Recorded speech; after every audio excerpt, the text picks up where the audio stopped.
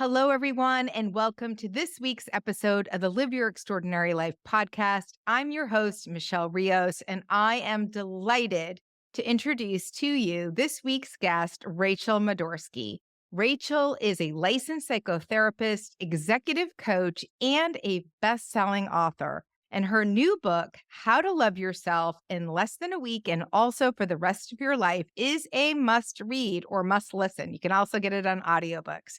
Without further ado, I welcome to the show Rachel Madorsky. Hey, Rachel. Hi, Michelle. Thank you for having me. What a beautiful human you are, and what a treat to be here with you. I have just been enamored with you since I met with you back in June in Boca Raton at Kathy Heller's Limitless Retreat. And I saw you from across the room.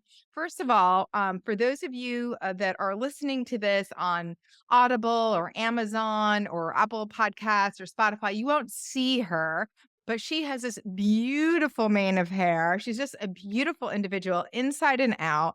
And she's very captivating. So I saw her from across the room and just noticed her. And then she opened her mouth and spoke. And I was like, okay, someone I really need to connect with. And I was so grateful to be able to do that then. And I am a super fan of yours. So I'm so glad you were able to join me today. Wow, Michelle, thank you. And I could say every single one of those words about you. Isn't that cool? Like how we are reflections, all I of love us. that. I love that. I love that. All right. Let's talk about. I'm going to start us off with the question I ask all my guests, Rachel, which is, what does it mean to you, Rachel, to live your extraordinary life? Mm, Good question.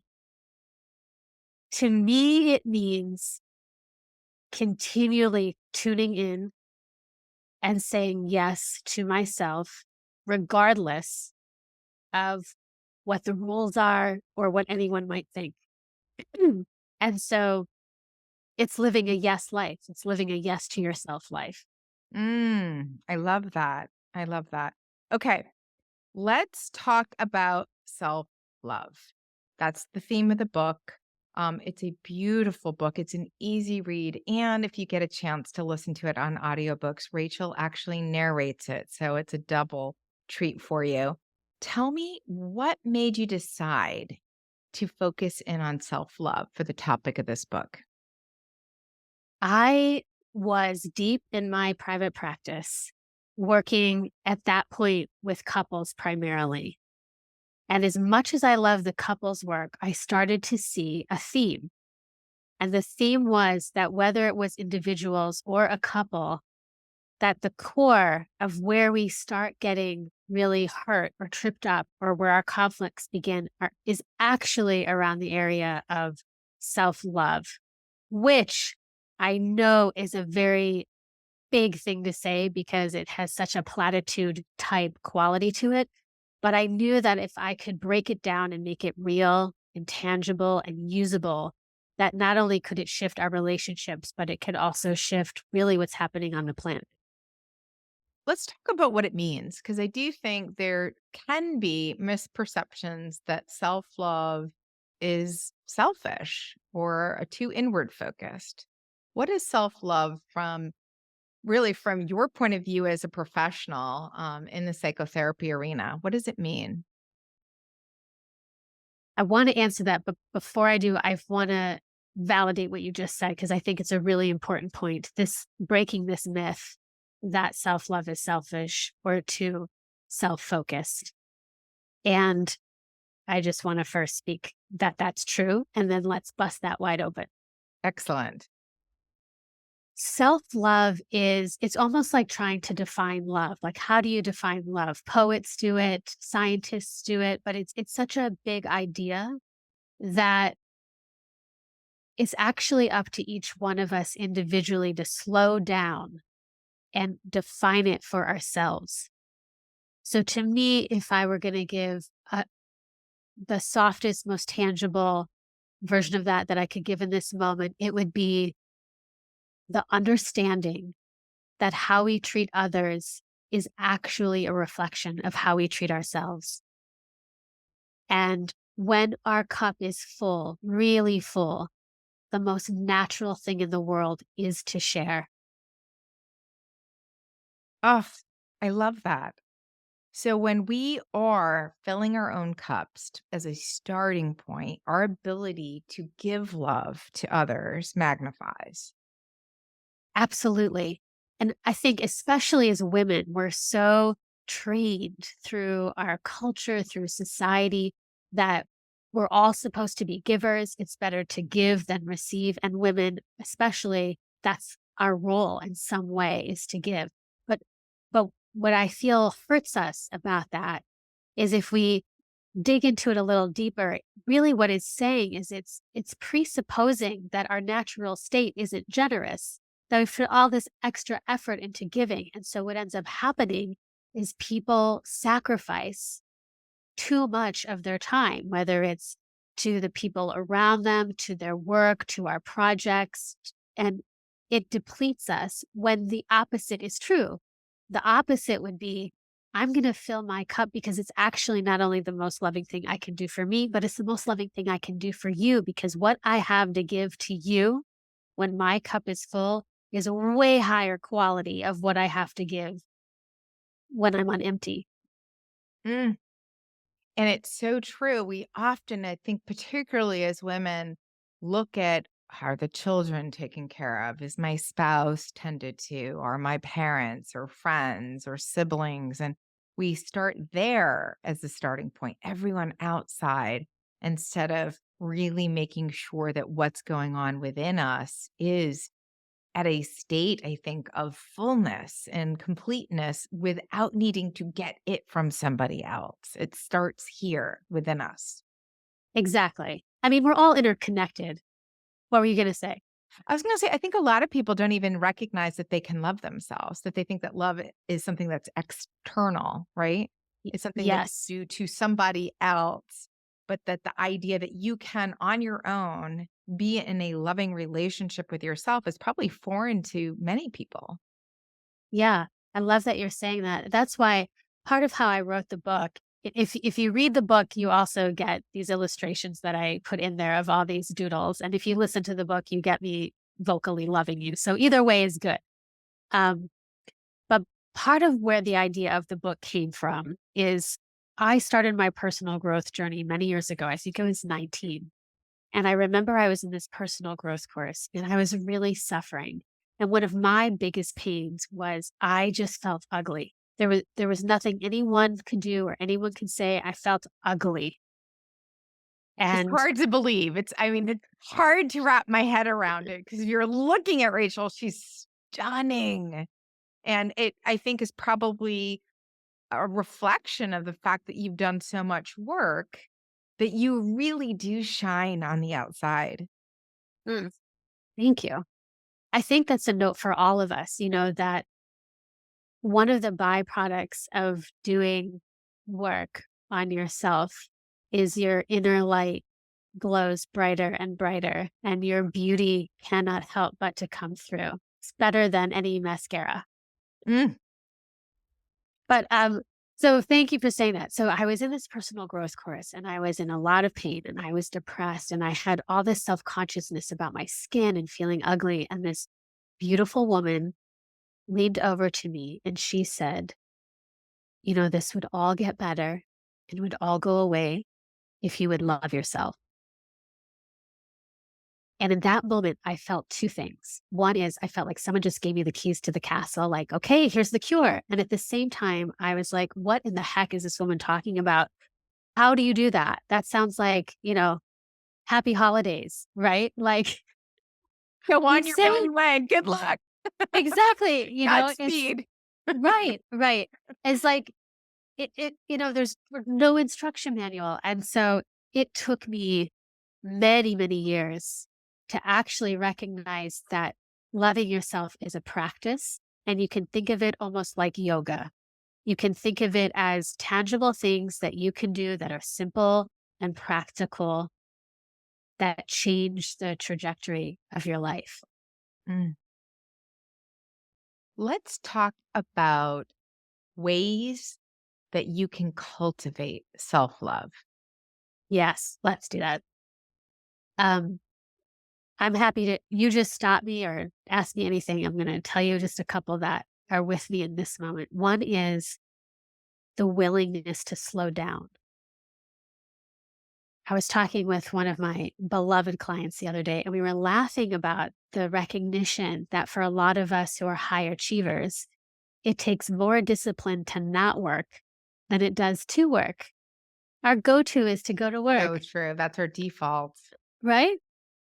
So, part of self love is the willingness to slow down for ourselves, period.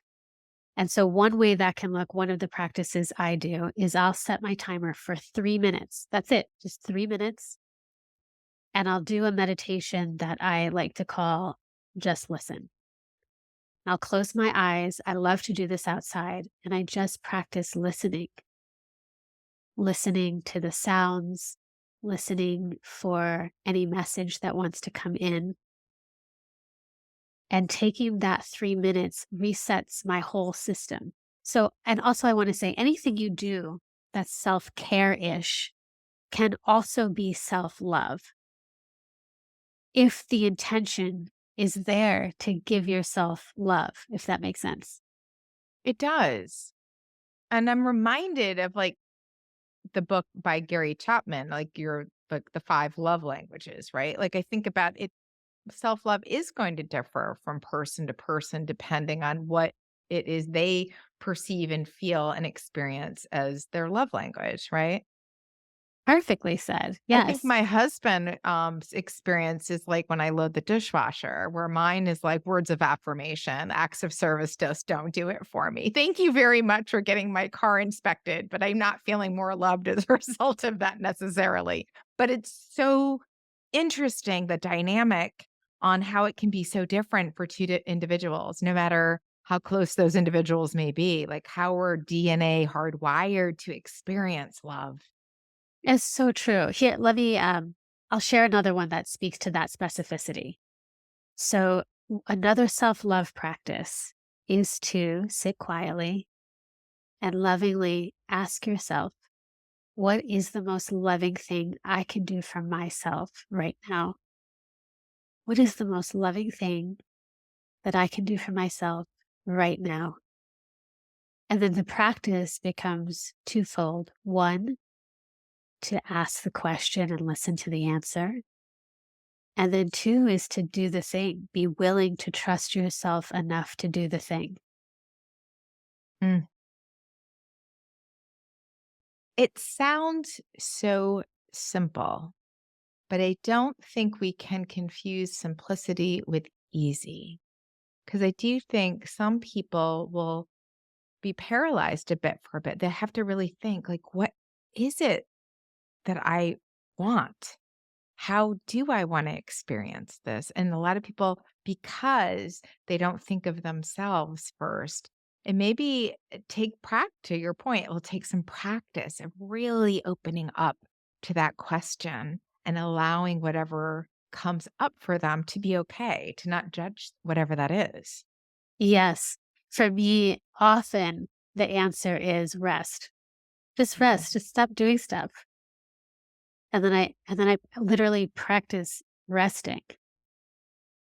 But I also want to turn left for a moment and say that I work with a lot of C-suite executives and entrepreneurs. And I want to talk especially to those of us who are creatives and entrepreneurs. Self-love can go everywhere we go. Meaning, if you have your own business, to me, part of loving yourself is asking yourself, what is my ideal schedule?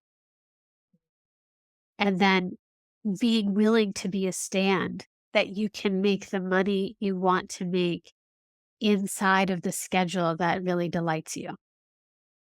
Mm. Or I would even step back and say, you can do the work that lights you up. You can Yes. allow yourself to experience work that delights you, work that lights you up from the inside out. That is a practice of, to me, ultimate self-love, because so many people walk through life doing work that they aren't connected to because they think the most important part of the equation is the dollar versus the activity. and then Yes. wonder why they're disconnected. And one of my favorite lessons, and if I can save anyone some time to just take this lesson and try it for yourself, is the more love I've been able to flow to myself in a practical way, the more I've been able to say yes to myself, the more I've been able to just be who I really am, the more money has flowed, Mm, period. mhm. I love that. The more you be who you really are, the more the right people and opportunities and money that you really want can come. Why do we find it hard to love ourselves? That's a big, beautiful existential question. You just froze. Oh, good, you're back. Um, I think it's our training. I think it's we're all, I think, in consciousness evolve. A lot of people are evolving very quickly now, and there there is some truth to Maslow's hierarchy of needs. When our parents and their parents are struggling just to put ends meet on the table, it does seem like a big ask to say slow down and put some attention on loving yourself. It For doesn't mean it sure. can't be done, but it's just that's not how many of us were raised or how our parents were raised. But it is time to turn the ship and change the momentum. There's also, all these myths and beliefs and pressure to, again, give, to be generous, s- to sacrifice, to appear a certain way. And I would offer one of the greatest gifts we can give ourselves is to start breaking those rules and let it be okay for someone to think you're selfish in exchange for you cultivating more love and then discovering for yourself that you're actually 10 times more generous. Mm. What are the things that we need to prioritize, perhaps in our daily lives or in our minds, even to make sure that the practice of self love and that our ability to love others, because we start with loving ourselves, is at an optimal level? I think, I would go to venture that a lot of parents of young kids struggle because they immediately wanna care for the young child, and it gets and evolves into a situation where they're tired and worn down and not necessarily getting their own needs met, and that's precisely probably the moment where they need to step back and make sure they're doing that in order to provide even more for their child, but it's not necessarily how our brains are wired, like, right out of the get-go. We Yeah. the baby crying, everyone runs to the baby, or the child has a need and you run to the child. And I am marvel at the moms. When I was a young mom, my son's now 16, so completely different story. And we're in a different phase. But I remember when he was young, he was a great little baby, didn't really have very many wants or needs. He was easy to take care for, but he was sort of the center of attention in our lives. And I remember thinking, this is not an optimal situation for our marriage, even. And I would Yes. marvel at the moms who were like, that child's going down at 7 and dinner with my husband's at 8, and we do not miss a beat because we need that time for each other. And we're going, why are we not doing that? And how do we get that done? We never really figured that out. It came much later. We're fine. But it creates a dynamic where your individual needs aren't really getting met, your marital needs aren't really getting met because you're focused on that child. Um, what has been your experience in working with couples and with entrepreneurs and executives? I'm sure many of them who have families, have people that rely on them in one way, shape, or the form, of helping them remember, what is the most important thing in sort of the order of getting things done and how not to forget. I think it's something that I mean, I have 2 dogs. I sometimes forget that they should come after all the rest of us, and they're, like, getting all of the attention first. The dogs live well in our house. Yeah.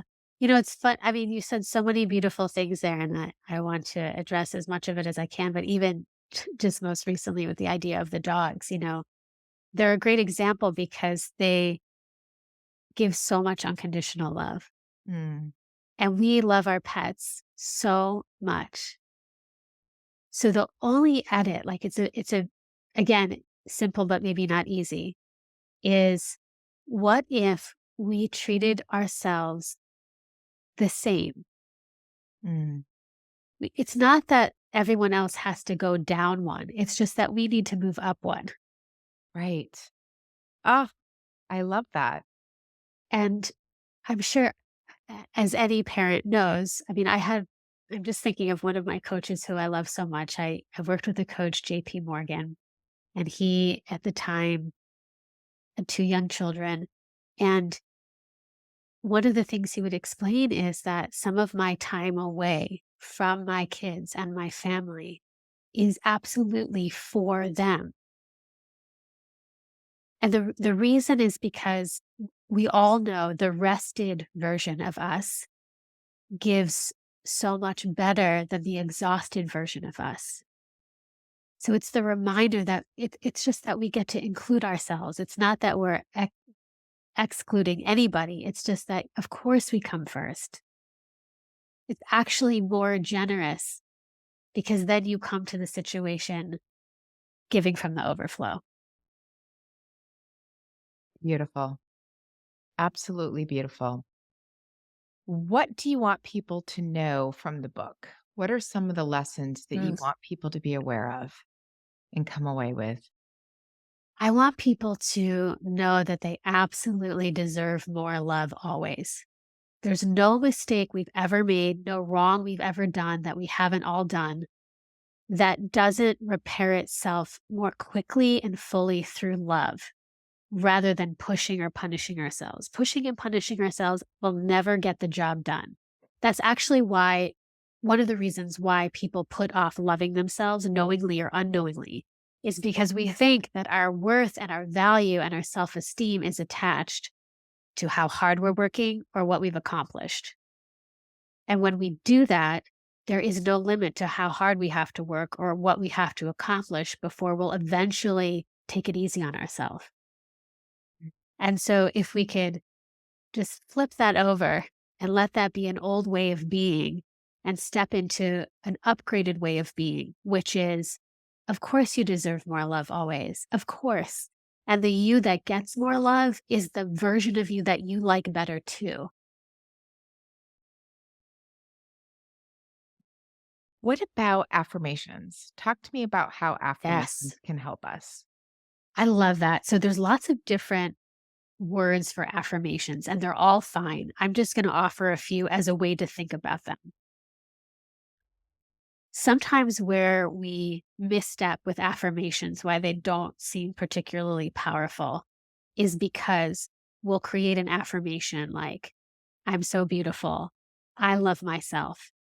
And because it sometimes just feels like words, we'll see them written down or we'll say them, and then we'll have a big fat eye roll and be like, you got to be kidding me. Here's all the reasons why that's not true. And then we're just like fighting with ourselves and these dumb words. And I love affirmations, by the way. Another way to look at it is as a declaration or a way of being. And the distinction is that if I create the same two affirmations, I am beautiful, I love myself, and I treat them as a declaration or a practice of a way of being, then when I say them or think them, I can actually practice bringing that idea inside, like really bringing it in. And when it feels difficult, like if there's something you would love to believe about yourself, but it just feels really difficult, then you can add the words, I am willing to. I am willing to see the beauty in me. I am willing to believe I am beautiful. I am willing to love myself, even if I don't know what that means yet. I love that. I like the idea. I am willing or I am open to. I am Mhm. open to loving myself more. I am open to seeing the beauty within me. Those are great. What are other things people can do to cultivate self-love? I will tell you that, but I just had one other thought I want to share with you, which is, because I think this will be motivating. I know this is motivating to a lot of the moms that I work with, which is kids learn less from what we say and more from how we're being, what we're doing. And if what we're modeling is you come first, you come first, you come first, I come last, then that's what they will believe is the way for them to be. And then we'll just create more generation, excuse me, of people that don't put themselves first, that put themselves last, that are afraid to tend to their own needs because they think it's selfish. And it's just a pattern that's so worth breaking. It's so worth finding out how good your life can be and how generous you really are through loving yourself first. I think a lot of us are afraid if we just say, all right, I'm all in with the loving myself thing, that we're going to end up with 50 extra pounds eating like chocolate on our couch for the rest of our life. I mean, I Well thought that. well, or that you're somehow developing a narcissistic complex or something, Yeah. that's too, too much self-love is necessarily going to be harmful to your outlook on the world or Yes. And here's part of why the opposite is true. When we're suffering, when we're depleted, we actually have less attention to give. And the attention on ourself is kind of stuck there because we're busy fixing things or feeling bad about things. But when we're feeling good and making sure that we prioritize our own desires and our own self love, not only do we have more to give, but our attention often naturally comes off of ourself because we're feeling satisfied. Mm. It's a funny way of looking at it, but it's so worth testing the waters. And it doesn't mean sometimes, like for some of us who have made others a priority for so long, we may need to swing the pendulum a little. Like you may need to get a massage every week. You may need to eat some extra chocolate. You may need to take an extra nap to get your equilibrium back, but that is okay. That doesn't make you selfish. That makes you powerful and responsible. Let's talk about let me just say, we talked about how good things can get if we're practicing self-love. Let's talk a little bit about what's at risk if we don't do that. Because I Mm. don't know that we've ever collectively taken a step back and saying, what happens in a family, community, society, world where we're not taking care of ourselves, we're not loving ourselves, what actually begins to happen? That's such a beautiful, powerful question. I'm just going to rattle off some things that occurred to me when you said that. So, we go to war. We go to war. No one who loves themselves wants to hurt someone else. Oh, that's such a powerful statement. And given everything that's going on in our world right now, I just got goosebumps from head to toe. I have no words right now at this moment. Yeah. It's palpable. Like what happens? So a lot of the hurt people, right? Yes. We know Yes. And that's why so, we see war happening right now in so many places. yeah. Um, Sometimes war feels very far away from us. It's like a very painful concept.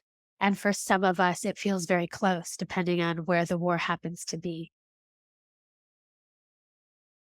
In a more micro perspective, like right here in a very personal way, when we don't tend to ourselves and we don't love ourselves, some of the other things that happen are we have a negative self talk on repeat. We take ourselves down. We limit what's possible for ourselves. We overwork. We get diseases. We get stressed. We get in arguments that we don't even know why that argument started. It's because you've gone too long doing something for somebody else and you haven't set a boundary. So if there's ever been a need for a call to self-love, look at what's at stake Yeah. at a micro and a macro level.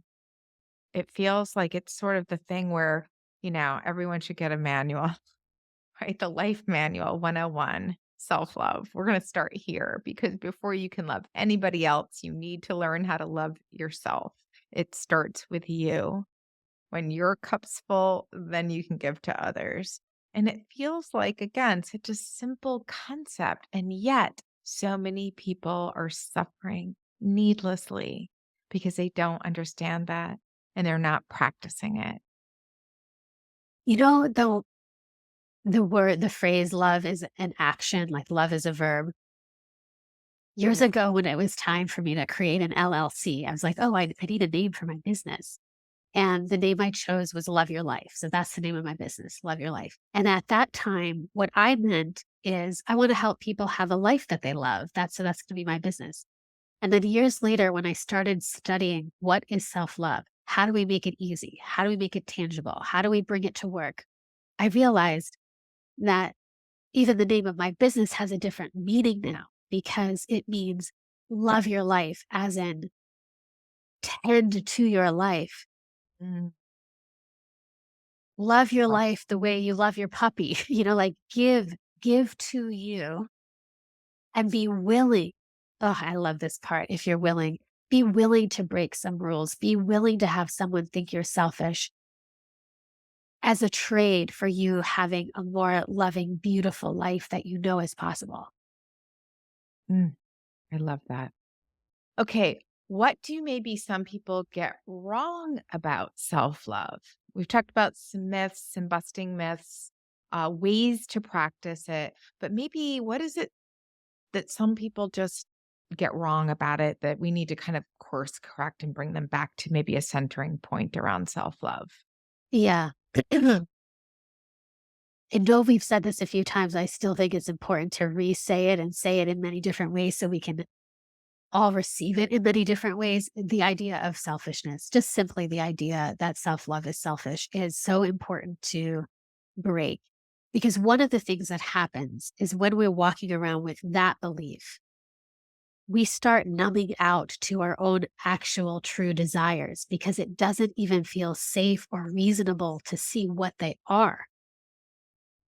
So I love this exercise. I do this with a lot of my clients. It's really fun. And I invite it for us and our listeners and your listeners, which is to make a list of everything you would do if you were being really bad, especially women. We all, most of us have been given some kind of good girl complex. It's so fascinating that we still have that, like, well, I have to be a good girl because why? It'll make me more lovable, it'll make me more deserving. I mean, whatever it is. And what that does is it cuts us off from what we actually want, and it invalidates the rightness of what we want. So I love the exercise. If you jot down a bunch of things, even if some of them feel outrageous in the moment, just what would you do if you were being really bad? And one of the cool things about this exercise is you will see as you write the things down with no judgment, full permission to be bad, is you might be fascinated with how much none of the things on the list are actually bad. Mm, but we judge them. We judge them, so we keep them away from us. It's actually a great way to discover what we want. I learned this exercise from Rachel Rogers, who is this genius um, human in the world who wrote the book We Should All Be Millionaires, which is a great book. I highly recommend it. She also helps break down w- why it's okay to want money, especially for women, and why it's important for women to want money, which I also think is a part of self love. I think love and money, that conversation goes together. And you're allowed to make a lot of money and you're allowed to want money. And it does not have to be separate from what you contribute. It can all be connected to what you contribute. Hmm, that's great. Rachel, what haven't we talked about that people need to know about self love?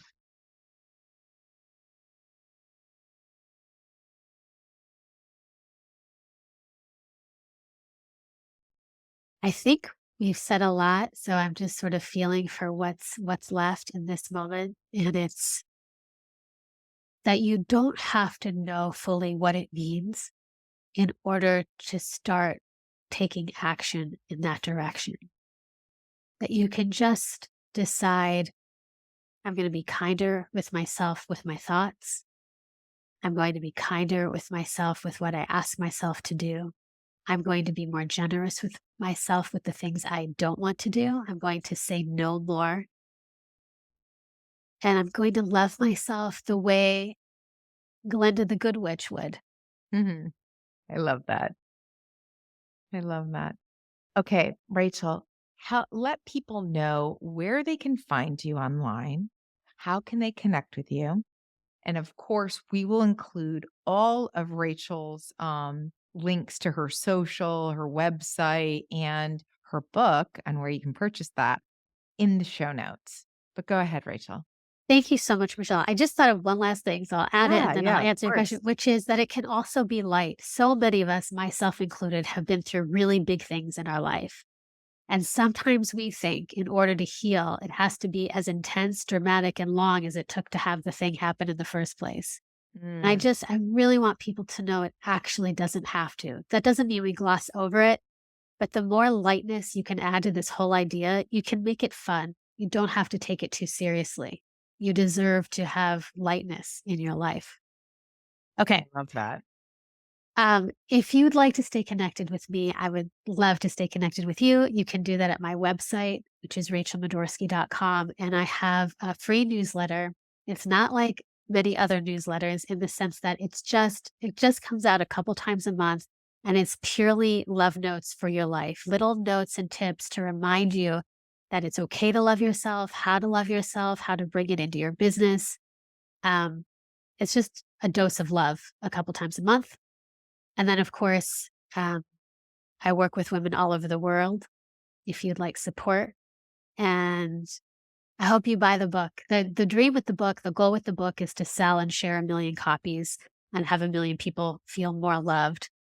And a significant portion of the proceeds go to charities that support women and children around the planet. Oh, that's wonderful. Rachel, thank you so much. Thank you so much for sharing of yourself.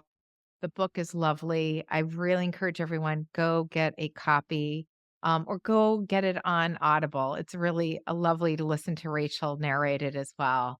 And again, we'll have all of Rachel's contact info in the show notes. Please go look her up. She's a wonderful human being and just beautiful soul inside and out. Rachel, thank you so much for coming on the show. Thank you, Michelle. Oh, thank you. I feel the love. Absolutely. Lots of love going around. All right. Take care.